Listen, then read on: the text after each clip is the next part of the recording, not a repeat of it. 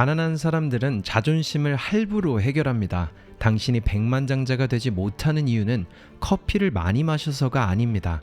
배달 음식을 시켜 먹어서도 아니고 가끔 여행을 가서도 아니에요. 진짜 이유는 따로 있을 수 있습니다. 당신이 매일 아침 타고 다니는 그 차, 어쩌면 그 차 한 대가 당신 인생에서 가장 비싼 금융 실수일 수도 있습니다. 물론 많은 사람들은 이렇게 말하죠. 그래도 차는 필요하잖아요. 출퇴근하려면 어쩔 수 없어요. 나도 이 정도는 탈 자격 있잖아요. 맞습니다. 차가 필요할 수도 있어요. 차가 삶의 질을 높여줄 수도 있고, 차가 없으면 일 자체가 어려운 사람들도 있습니다. 그러니까 오늘은 차를 절대 사지 마세요가 아닙니다. 오늘 이야기하려는 건 이겁니다. 당신은 차를 산 게 아니라 어쩌면 미래의 백만장자 자리를 팔아버렸을지도 모른다는 것. 그리고 더 무서운 건요, 대부분의 사람들은 그 사실을 전혀 모른다는 겁니다. 왜냐하면 차는 가난해지는 느낌을 주지 않거든요. 오히려 반대죠. 새 차를 타면 성공한 것 같습니다. 하차감이라고 흔히들 말하며, 좋은 차를 타면 남들이 나를 다르게 보는 것 같고, 할부로 뽑은 차라도 운전석에 앉는 순간만큼은 내가 뭔가 이룬 사람처럼 느껴집니다. 그런데 바로 그 순간부터 돈은 당신 편이 아니라 당신의 반대편에서 일하기 시작하죠. 마크 틸버리는 자동차를 이렇게 봅니다. 많은 사람들에게 자동차는 가장 조용한 부의 살인자라고요. 이 말이 좀 세게 들리죠? 근데 생각해보면 맞습니다. 집값이 비싼 건 모두가 압니다. 세금이 고통스러운 것도 알아요. 물가가 오르는 건 매일 느끼죠. 그런데 자동차는 이상하게 사람들이 방심합니다. 왜냐하면 차는 지출처럼 보이지 않고 성공처럼 보이기 때문입니다. 그래서 사람들은 자동차에 돈을 잃으면서도 기분은 좋아요. 그게 제일 위험한 겁니다. 가난은 늘 고통스럽게 오는 게 아니거든요. 가끔 가난은 새 차 냄새를 풍기면서 옵니다. 오늘은 자동차가 왜 평범한 사람들의 부를 갉아먹는지, 왜 이 자동차 하나만 제대로 통제해도 백만장자에 가까워질 수 있는지, 그리고 부자들은 차를 어떻게 다르게 바라보는지 6가지로 이야기해 보겠습니다. 첫 번째, 월 납입금만 보는 순간 이미 졌습니다. 대부분 사람들이 차를 살 때 제일 먼저 묻는 질문이 있어요. 월 얼마예요? 이거죠. 월 60만 원이에요? 월 80만 원이에요? 월 100만 원이에요? 그리고 그 숫자를 듣고 생각합니다. 이 정도면 감당할 수 있겠는데? 바로 여기서부터 문제가 시작됩니다. 왜냐하면 월 납입금은 차의 진짜 가격이 아니거든요. 차는 할부금만 내고 끝나는 물건이 아닙니다. 보험료가 있고 기름값이 있어요. 주차비도 있습니다. 정비비도 있고 타이어도 갈아야 하고 엔진 오일도 갈아야 하며 세금도 내야 하죠. 사고라도 나면 예상 못한 돈이 또 나갑니다. 라미세트가 이 부분을 정말 강하게 말하죠. 차를 볼 때는 월 납입금이 아니라 총 소유 비용을 봐야 한다고요. 총 소유 비용, 쉽게 말하면 그 차가 실제로 당신 통장에서 가져가는 모든 돈입니다. 예를 들어볼게요. 한국에서 6천만 원짜리 차를 산다고 해봅시다. 6천만 원, 요즘 기준으로 보면 이게 무슨 슈퍼카 가격도 아니에요. 괜찮은 SUV, 옵션 들어간 국산차, 엔트리 수입차만 봐도 금방 이 가격대까지 올라갑니다. 그런데 이 6천만 원짜리 차를 연 6% 이자로 60개월 동안 전액 할부로 산다고 해보세요. 월 납입금이 대략 116만 원 정도 나옵니다. 여기까지만 들어도 이미 꽤 부담스럽죠. 그런데 문제는 이게 끝이 아니라는 겁니다. 5년 동안 총 납입하는 원금과 이자는 약 6,960만 원입니다. 그러니까 6천만 원짜리 차를 샀는데 차값과 이자만 합쳐도 거의 7천만 원을 내는 겁니다. 이자만 약 960만 원이에요. 생각해보세요. 차는 6천만 원이라고 봤는데 이미 은행과 금융회사에만 1,000만 원 가까운 돈을 더 주는 겁니다. 그런데 아직 시작도 안 했어요. 보험료 들어가죠. 한국에서 개인용 자동차 보험 평균 보험료가 대략 1년에 68만 원 수준이라고 하면 5년이면 340만 원입니다. 그럼 벌써 얼마예요? 6,960만 원에 보험료 340만 원만 더해도 약 7,300만 원입니다. 그런데 계산은 시작도 안 했죠. 기름값, 주차비, 정비비용, 타이어 교체, 심지어 세금도 내야 하고 세차비, 블랙박스, 하이패스 이런 잡다한 비용도 안 넣었어요. 그런데 이미 6천만 원짜리 차가 7,300만 원짜리 이야기가 됐습니다. 이게 사람들이 놓치는 겁니다. 사람들은 차를 살 때 월 116만 원이면 되네 라고 생각하지만 현실에서는 이 차가 5년 동안 내 인생에서 얼마를 가져가는가를 봐야 합니다. 이 차가 내 월급에서 얼마를 가져가는지, 이 차 때문에 내가 투자를 못하는지, 이 차 때문에 비상금이 안 쌓이는지, 이 차 때문에 매달 숨이 막히는지 그걸 봐야 합니다. 왜냐하면 월 납입금만 보면 차는 살 수 있어 보이거든요. 근데 총 소유 비용을 보면 갑자기 질문이 바뀝니다. 내가 이 차를 살 수 있나가 아니라 이 차를 사고도 내 인생이 앞으로 갈 수 있나, 이 질문으로 바뀌는 겁니다. 두 번째, 자동차는 돈을 두 번 죽입니다. 첫 번째는 당연히 직접 나가는 돈입니다. 할부금, 보험료, 기름값, 정비비, 주차비, 세금, 이건 눈에 보이죠.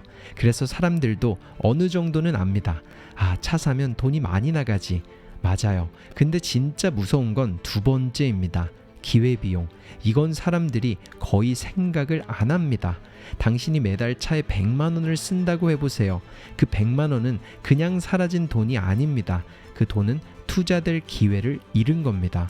그 돈은 주식시장에서 복리로 불어날 기회를 잃었으니까요. 다른 관점에서 볼 수도 있어요. 그 돈은 사업자분이 될 기회를 잃었고, 집을 사기 위한 종잣돈이 될 기회를 잃었고, 당신을 조금 더 자유롭게 만들 기회를 잃었습니다.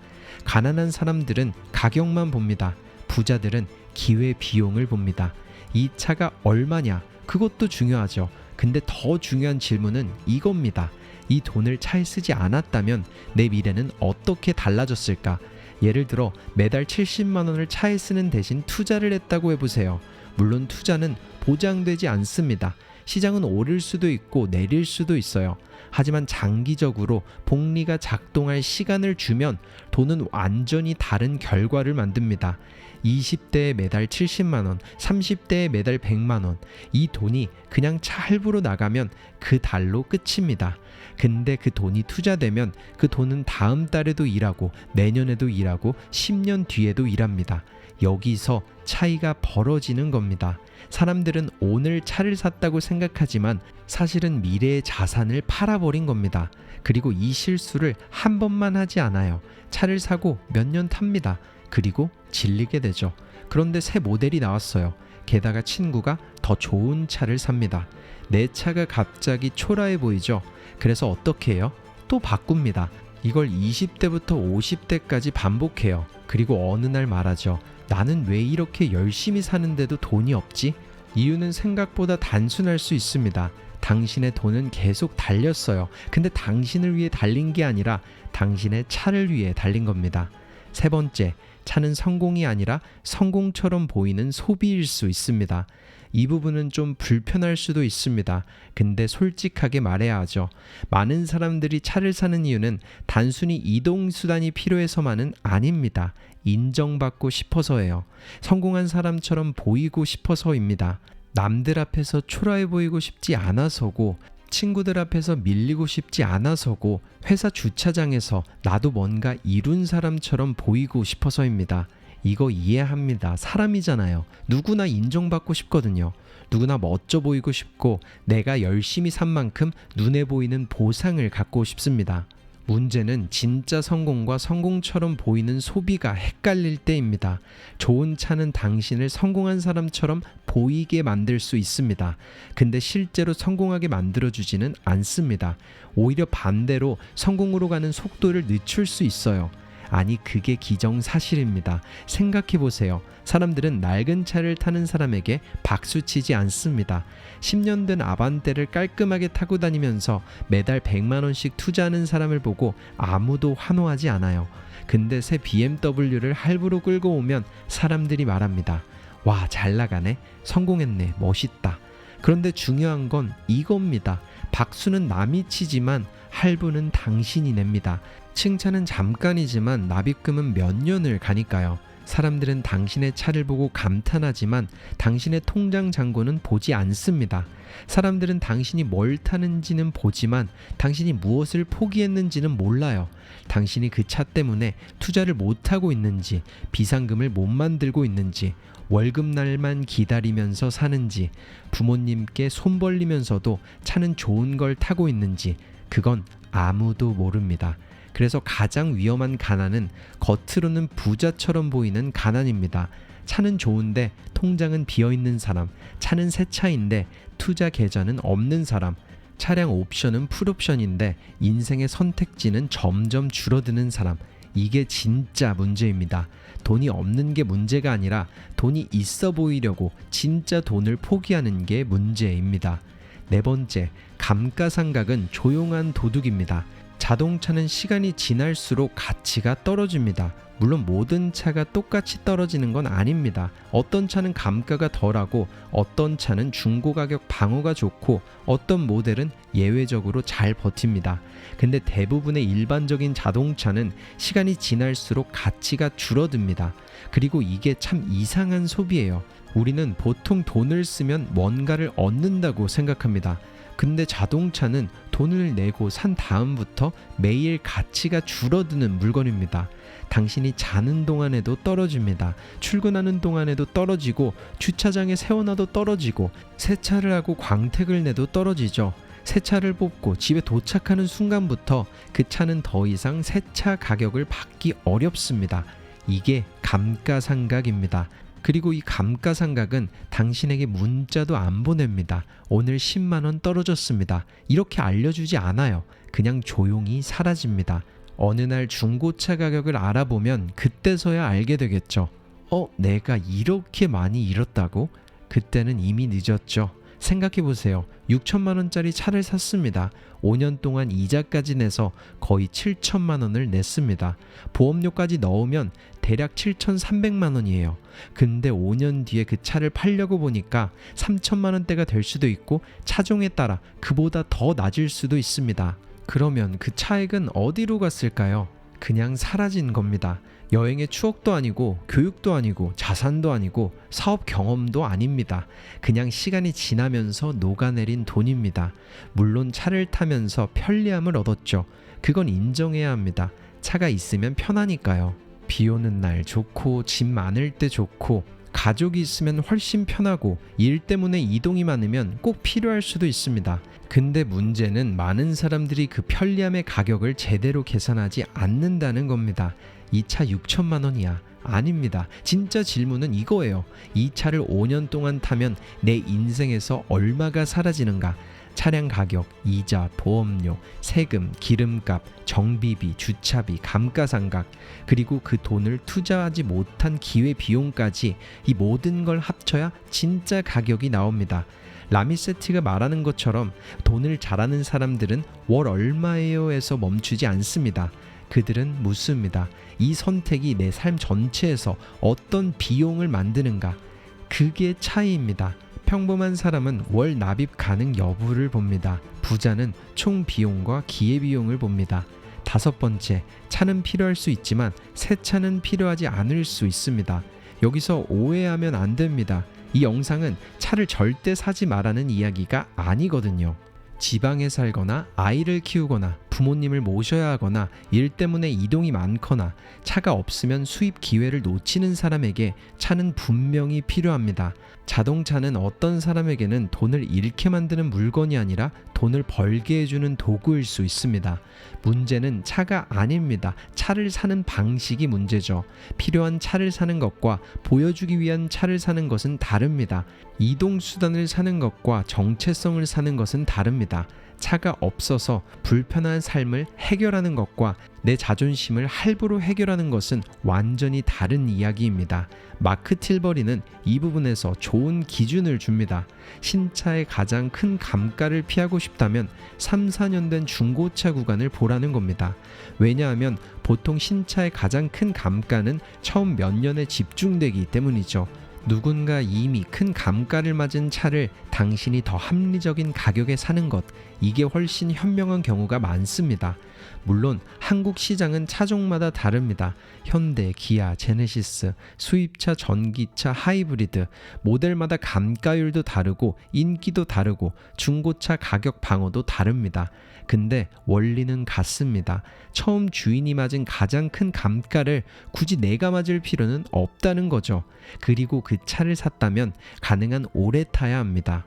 사람들이 부자가 되지 못하는 이유는 차를 한 번 사서가 아닙니다. 너무 자주 바꿔서입니다. 3년마다 바꾸고 5년마다 바꾸고 할부가 끝나기도 전에 또 바꾸고 중고차 가격이 떨어졌는데도 새 차로 갈아탑니다. 그러면서 말하죠. 이번엔 진짜 오래 탈 거야. 근데 새 모델이 나오면 또 흔들립니다. 내 차에 없던 옵션이 나오면 흔들리고 친구가 더 좋은 차를 사면 흔들리고 유튜브에서 신차 리뷰를 보면 또 흔들립니다. 이게 자동차 회사들이 원하는 겁니다. 당신이 차를 오래 타는 것보다 자주 바꾸는 게 그들에게는 훨씬 좋으니까요. 하지만 당신의 자산에는 최악입니다. 그러니까 부자가 되고 싶다면 차를 고를 때 이런 질문을 해야 해요. 이 차를 10년 탈 수 있을까? 남들이 부러워하지 않아도 내 삶에는 충분할까? 이 차를 산 뒤에도 나는 투자할 돈이 남을까? 이 차 때문에 내가 월급에 더 묶일까? 아니면 여전히 자유로울까? 이 질문에 답하지 못한다면 아직 그 차를 살 준비가 안 된 겁니다. 6번째, 이것만 안 해도 백만장자에 가까워집니다. 부자가 되는 방법은 사람들이 생각하는 것보다 단순합니다. 소득을 올리고 지출을 통제하고 차액을 투자하고 오래 기다리는 것. 물론 쉽지는 않습니다. 근데 원리는 단순하죠. 문제는 사람들이 큰 지출은 방치하면서 작은 지출에만 집착한다는 겁니다. 커피 한 잔 아끼려고 고민하죠. 구독료 1만 원 줄이려고 고민합니다. 점심값 3,000원 아끼려고 고민을 해요. 물론 그것도 중요할 수 있어요. 근데 진짜 돈은 큰 결정에서 갈립니다. 집, 차, 직업, 배우자, 사업, 투자, 이런 결정들이 인생의 부를 결정합니다. 그 중에서도 자동차는 젊은 사람들이 가장 쉽게 빠지는 함정입니다. 왜냐하면 집은 너무 비싸서 아예 못 사는 경우가 많습니다. 근데 차는 다르죠. 할부를 끼면 살 수 있을 것처럼 보이니까요. 그래서 이게 함정입니다. 살 수 있을 것처럼 보인다는 것. 차를 사는 순간 당신은 단순히 차를 얻는 게 아닙니다. 매달 빠져나가는 고정비를 얻습니다. 감가상각을 얻고 보험료를 얻습니다. 정비비를 얻습니다. 그리고 무엇보다 투자를 못하는 시간을 얻게 돼요. 복리는 시간이 필요합니다. 그런데 자동차는 그 시간을 빼앗아 가죠. 20대에 차로 날린 50만 원은 그냥 50만 원이 아닙니다. 30년 뒤 수백만 원, 수천만 원, 어쩌면 그 이상의 자산이 될 수 있었던 돈이거든요. 30대에 차로 날린 100만 원도 그냥 100만 원이 아니에요.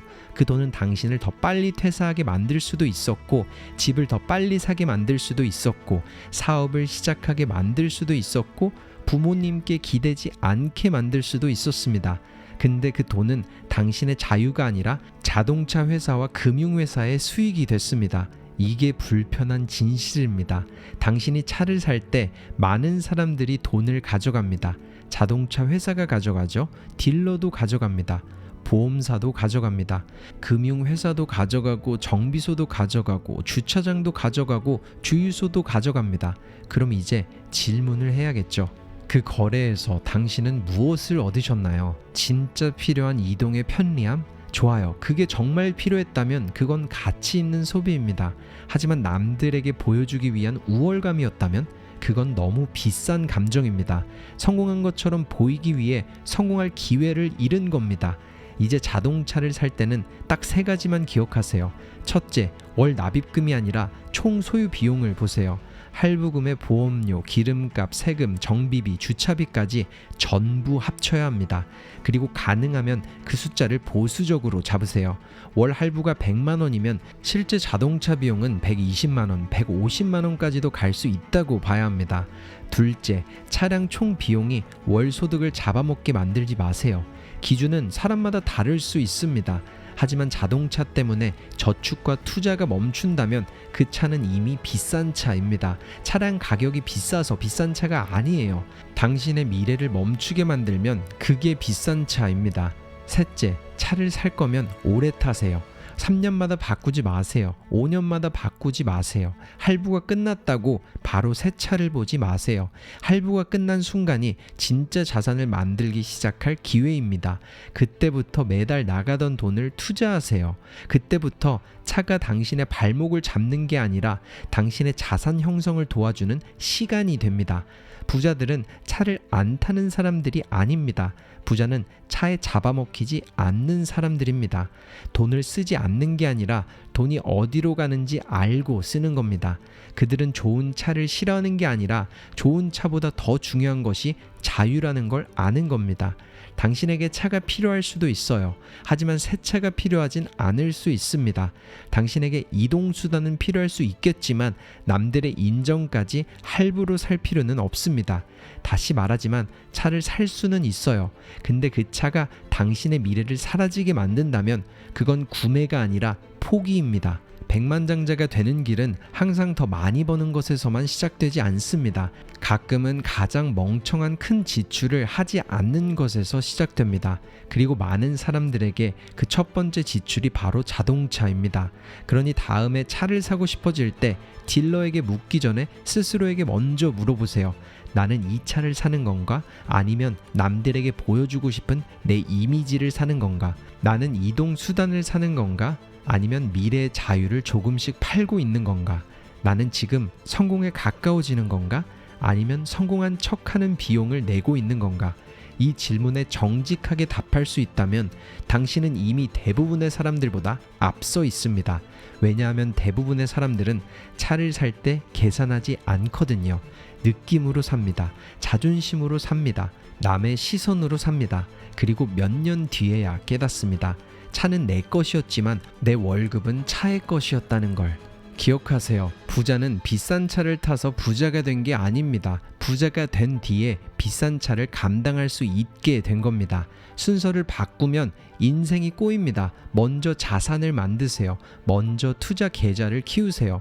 먼저 비상금을 만들고 자유를 사세요. 그 다음에 차를 사도 늦지 않습니다. 오히려 그때 사는 차가 진짜 당신의 차입니다. 할부가 허락한 차가 아니라 당신의 자산이 허락한 차. 남에게 보여주기 위한 차가 아니라 당신의 삶을 더 편하게 만드는 차. 그게 진짜 부자의 방식입니다. 오늘의 결론은 간단합니다. 차를 사지 말라는 게 아니에요. 차 때문에 가난해지지 말라는 겁니다. 자동차는 당신을 목적지까지 데려다 줄 수 있습니다. 하지만 잘못 사면 당신이 가야 할 인생의 목적지에서 가장 멀리 떨어뜨릴 수도 있습니다. 그러니 기억하세요. 당신이 오늘 사고 싶은 그 차 한 대가 미래의 1억, 5억, 10억을 조용히 잡아먹을 수 있습니다. 그리고 이것만 피해도 당신은 생각보다 훨씬 빠르게 백만장자에 가까워질 수 있습니다.